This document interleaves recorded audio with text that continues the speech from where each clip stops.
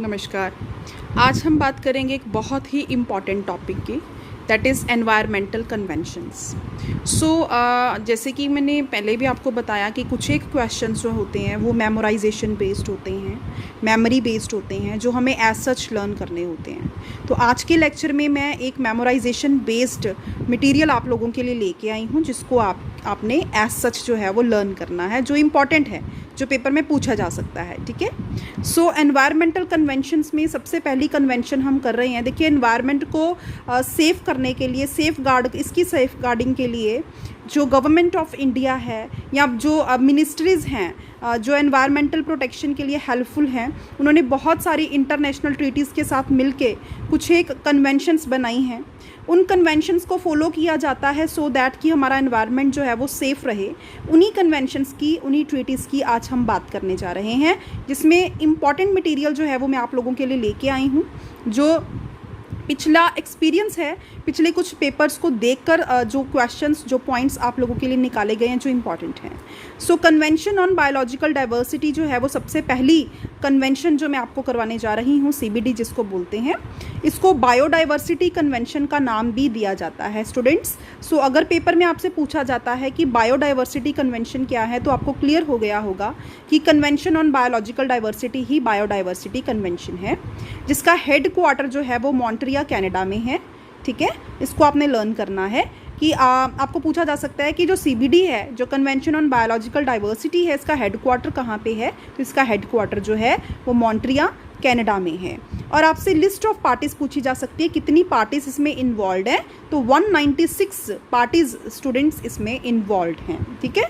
और ये कब एग्जिस्टेंस में आया? ये 29 दिसंबर 1993 में एग्जिस्टेंस में आया। अब समझते हैं कि इसके ऑब्जेक्टिव्स क्या थे। ठीक है। सो ये जो मोटा मोटा जो आपसे पूछा जा सकता है, जो आप याद करना है जो आपको, सो इसको बायोडाइवर्सिटी कन्वेंशन भी बोलते हैं। ये मॉन्ट्रियल कनाडा में है। 196 पार्टीज़ इसमें इन्वॉल्व हैं और ये 29 दिसंबर 1993 में एग्जिस्टेंस में आया। ठीक है। देन हम बात करेंगे इसके ऑब्जेक्टिव्स क्या हैं, किस लक्ष्य के साथ जो है वो CBD कन्वेंशन सामने आई है, उसकी हम बात करेंगे। हाँ जी स्टूडेंट्स, मैंने सबसे पहले लिखा है कन्वर्जेशन ऑफ बायोलॉजिकल डाइवर्सिटी।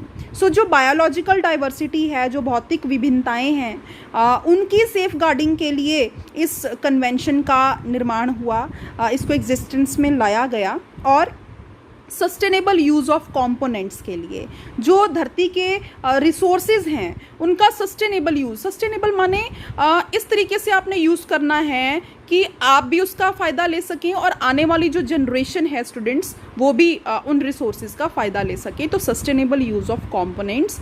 इसके साथ साथ हम बात करेंगे इसका तीसरा मेन ऑब्जेक्टिव क्या है CBD का, that is fair and equitable sharing of benefits. So बहुत ही इक्वल मैनर में, फेयर मैनर में जो आप बेनिफिट्स हैं वो सारे आप अचीव करो, शेयर करो, किसके? जेनेटिक रिसोर्सेज के। सो 3 इनकी मेन ऑब्जेक्टिव्स हैं, ये आपको अच्छे से लर्न करने हैं, इसलिए कैमरे को स्टिल किया हुआ है कि ताकि आप इन पॉइंट्स को नोट डाउन कर लो।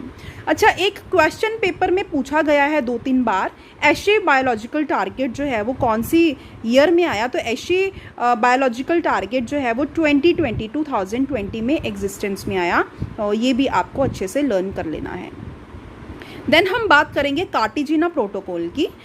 जो कार्टेजिना प्रोटोकॉल है वो एक इंटरनेशनल एग्रीमेंट है स्टूडेंट्स। इंटरनेशनल माने जिसमें बहुत सारी कंट्रीज़ जो हैं वो इन्वॉल्व है, और ये 29 जनवरी 2000 में एग्जिस्टेंस में आया। देखिए, ये 29 दिसंबर में आया था 1993 में जो CBD है, और जो कार्टेजिना प्रोटोकॉल है वो आपका 29 जनवरी 2000 में एग्जिस्टेंस में आया। आगे हम बात करेंगे जो कार्टेजिना प्रोटोकॉल है स्टूडेंट्स, उसके ऑब्जेक्टिव्स क्या हैं। हर एक चीज़, हर एक कन्वेंशन जो है वो एक पर्टिकुलर लक्ष्य के साथ एग्जिस्टेंस में आती हैं। तो कार्टेजिना प्रोटोकॉल का लक्ष्य था to ensure safe handling of transport. This is important for you. Safe handling of transport के लिए कौन सी कन्वेंशन है, तो आप प्लीज़ याद रखें Cartagena protocol. Use of living modified organisms resulting from modern biotechnology. Modern biotechnology की हेल्प से जो मॉडिफाइड लिविंग ऑर्गेनिजम्स का एक निर्माण हुआ है, उनका प्रॉपर इस्तेमाल के लिए, उनके प्रॉपर यूज़ के लिए जो है वो कार्टेजिना प्रोटोकॉल एग्जिस्टेंस में आया। तो ये दोनों मेन ऑब्जेक्टिव जो है उसको अच्छे से आप लर्न कर लेंगे। Next is very important protocol, that is the Nagoya protocol. Nagoya protocol अपने आप में बहुत ही इंपॉर्टेंट है, जिसका ईयर पूछा जा सकता है, वो भी हम करेंगे। ये किस पर्पस के लिए आया? To share the benefits arising from the utilisation of genetic resources. Students, मैंने जेनेटिक रिसोर्सेज की बात करी है, तो जेनेटिक रिसोर्सेज का फेयर और इक्वल शेयर के लिए, उसकी शेयरिंग के लिए जो है वो नगोया प्रोटोकॉल एग्जिस्टेंस में है। अब आप ये जानना चाहते होंगे कि जेनेटिक रिसोर्सेज कौन से हैं, तो आप लोगों की बेटर अंडरस्टैंडिंग के लिए मैंने बताया है कि कोई भी बायोलॉजिकल मटीरियल जिसमें जीन्स हैं, ठीक है, वो आपके जेनेटिक रिसोर्सेज है। प्लीज़ लर्न कर लेना, कोई भी बायोलॉजिकल मटेरियल जिसमें जो जीन्स कंटेन करता है वो आपका क्या है? जेनेटिक रिसोर्सेज हैं। सो नगोया प्रोटोकॉल जो है वो शेयर करने के लिए बेनिफिट्स जो जेनेटिक रिसोर्सेज से आपको होते हैं, उनके बेनिफिट्स को शेयर करने के लिए नगोया प्रोटोकॉल एग्जिस्टेंस में आया। और कई बार इसका सन पूछ लिया जाता है, ईयर पूछ लिया जाता है, तो ये 12 अक्टूबर 2014 को एग्जिस्टेंस में आया। This is very much important for you people. Okay, then हम बात करेंगे Vienna convention. Very important, it is very important, Nagoya protocol से भी ज़्यादा important Vienna convention. So Vienna convention किस पर्पस के लिए आई? आपको क्वेश्चन कैसे आएगा? ओजोन लेयर की प्रोटेक्शन के लिए कौन सी कन्वेंशन है? सो आपको अच्छे से रिमेंबर होना चाहिए कि ओजोन लेयर की प्रोटेक्शन के लिए स्टूडेंट्स वियना कन्वेंशन जो है वो एग्जिस्टेंस में आई। आपको भी पता है कि ओजोन डिप्लीशन की बहुत ज़्यादा प्रॉब्लम जो है बीते दिनों में, बीते कुछ सालों में सामने आई है, तो उसकी प्रोटेक्शन के लिए वियना कन्वेंशन जो है वो एग्जिस्टेंस में आई। इसको कब अडॉप्ट किया गया? इसको 1985 में अडॉप्ट किया गया स्टूडेंट्स। देन हम बात करेंगे कि इसका ऑब्जेक्टिव क्या था, इसका लक्ष्य क्या था, कि लेजिस्लेटिव और एडमिनिस्ट्रेटिव मेजर्स को अडॉप्ट करना। मैं रिपीट कर रही हूँ स्टूडेंट्स फॉर आपके लिए, लेजिस्लेटिव लीगल, लेजिस्लेटिव माने लीगल, एडमिनिस्ट्रेटिव माने जो ऑफिस से रिलेटेड है, जो एडमिनिस्ट्रेशन से रिलेटेड है, एडमिनिस्ट्रेटिव और लीगल मतलब कानूनी जो कार्रवाई है बेसिकली। सो लेजिस्लेटिव और एडमिनिस्ट्रेटिव मेजर्स को अडॉप्ट करना, किसके लिए, किसके अगेंस्ट अडॉप्ट करना? जो एडवर्स इफेक्ट डाल रहे हैं किस पे स्टूडेंट्स? ओजोन लेयर के ऊपर, जिसकी बात मैंने पहले ही करी, ठीक है, जो ओजोन लेयर को एडवर्सली अफेक्ट, बुरी तरह से प्रभावित कर रहे हैं, उन एलिमेंट्स के ऊपर लेजिस्लेटिव और एडमिनिस्ट्रेटिव मेजर्स को अडॉप्ट करना वियना कन्वेंशन का मेन मकसद है, मेन पर्पस है स्टूडेंट्स। वियना कन्वेंशन के बाद बात करेंगे मॉन्ट्रिया प्रोटोकॉल की। सो मॉन्ट्रिया प्रोटोकॉल क्या है? मॉन्ट्रिया प्रोटोकॉल जो वो है जो कि protocol on substances that deplete the ozone layer, मतलब ये उन पे काम करता है। ये वो प्रोटोकॉल है जो उन सब्सटेंसेस के ऊपर काम करता है, उन सब्सटेंसेस के लिए एक्शन लेता है जो हमारी ओजोन लेयर को डिप्लीट करने की कोशिश कर रहे हैं, बुरी तरह से प्रभावित कर रहे हैं। और इसको डिज़ाइन किया गया है किस पर्पस के लिए? रिड्यूस करने के लिए production and convention of ozone layer. So मतलब इसको इस पर्पस के साथ डिज़ाइन किया गया, इस पर्पस के साथ एग्जिस्टेंस में लाया गया कि वो एलिमेंट्स, वो सब्सटेंसेस जो ओजोन लेयर की डिप्लीशन में जो है वो मददगार हैं, उनके अगेंस्ट कदम उठाया जाए, उसके लिए मॉन्ट्रिया प्रोटोकॉल जो है वो एग्जिस्टेंस में आई। Next is Rotterdam convention. Rotterdam convention क्या है? ये एक इंटरनेशनल ट्रीटीज़ है, पहले तो आपको पहले यही क्लियर होना चाहिए, इंटरनेशनल ट्रीटी है, इंटरनेशनल लेवल के ऊपर जो है ये काम करती हैं, जिसमें बहुत सारी कंट्रीज इन्वॉल्व है स्टूडेंट्स। और इसको अडॉप्ट किया गया है किस पर्पस के साथ?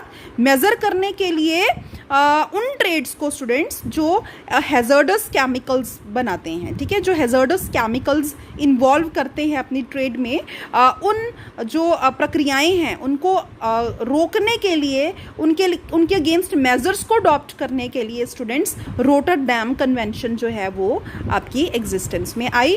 नेक्स्ट लास्ट बात करेंगे बेसल कन्वेंशन की, जो कि अपने आप में बहुत ही ज़्यादा इम्पॉर्टेंट है। बेसल कन्वेंशन ये क्या है? ये हेल्प करती है कंट्रोल करने के लिए, क्या कंट्रोल करने के लिए? Transboundary movements of hazardous waves and disposal. So जो ट्रांस बाउंड्री मूवमेंट्स हैं, मतलब बाउंड्रीज, डोमेस्टिक बाउंड्रीज से परे की, मतलब जो अलग अलग बाउंड्रीज से जो मूवमेंट हो रही है हैज़र्डस जो हानिकारक डिस्पोजल और वेव्स हैं उसके अगेंस्ट जो है मेजर्स अडॉप्ट करती है बेसल कन्वेंशन। तो ये आप लोगों के लिए, चाहे ये एक एक दो दो लाइंस मैंने जानबूझ के लिखी है, रीज़न जो मेन मकसद है वो आपको क्लियर हो, ये ना हो कि आप अननेसेसरी डेटा सारा जो है वो रटते जाएं और मेन ऑब्जेक्टिव आपको क्लियर ही ना हो कि कन्वेंशन का मेन ऑब्जेक्टिव क्या है। तो इसीलिए मैंने इसको कलर किया हुआ है आप लोगों के लिए। इन दो या तीन लाइन से आपको मतलब क्लियर होने वाला है इन अलग अलग कन्वेंशंस का स्टूडेंट्स। तो ये बहुत ही चुनी हुई लाइंस है आप लोगों के लिए और जो पेपर में आई हुई हैं, प्लीज़ इसको बहुत ही ध्यान से सुनिएगा, नोट डाउन कीजिएगा। Thank you so much. Like कीजिएगा, शेयर कीजिएगा अगर आपको लेक्चर पसंद आए। Have a very nice day. Think, believe and win. सोचिए, अपने आप पर विश्वास रखिए और जीत हासिल